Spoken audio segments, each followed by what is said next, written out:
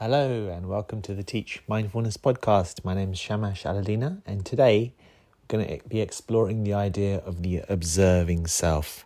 So I've been talking to you about the different skills that make up mindfulness.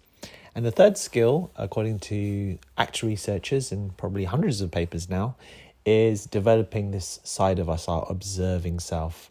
Now there's different names for this. You can call it your observing self, your transcendent self. More complicated names for it is self in context and even perspective taking self. And the idea is that this is about developing that part of you that is the observer or witness of your experiences. Developing this element of mindfulness is particularly powerful when you want to cultivate acceptance. Let's say if you've got a difficult sensation in your body, a difficult emotion that you're experiencing. Knowing that you're the observer of that rather than it being completely fused with you and infused with you and it is who you are, it gives you some freedom and some space and some what we call psychological flexibility, so you're not so caught up in it. And the easiest way of developing the observer self or observing self, part of ourselves, is simply to do different types of mindful meditations.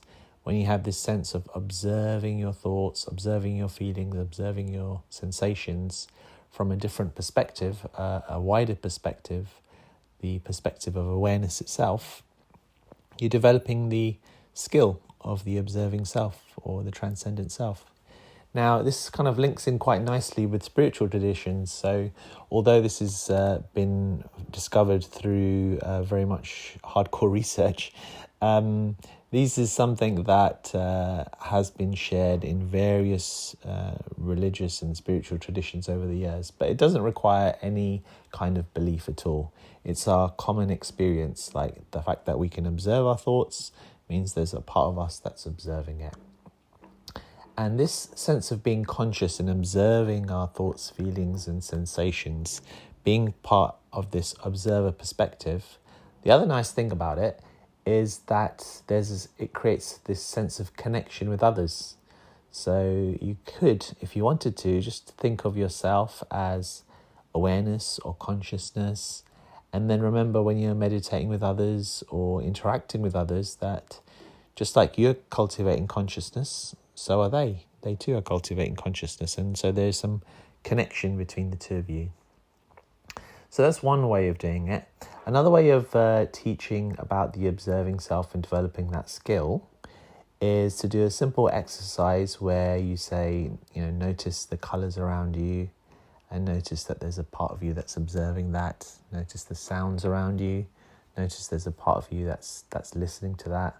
Noticing your body and noticing there's a part of you that's observing the body.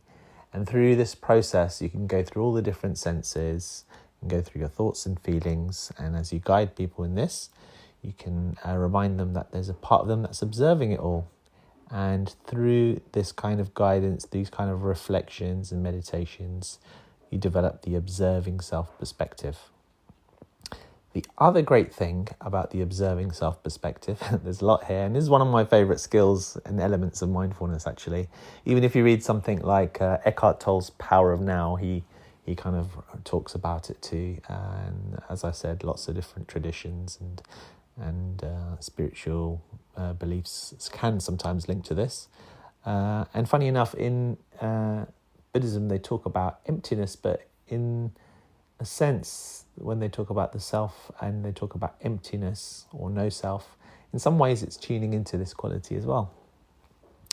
The other great thing about this quality is that it's a great way to cultivate empathy and compassion, because if you can observe yourself from another perspective, you can be more compassionate towards yourself.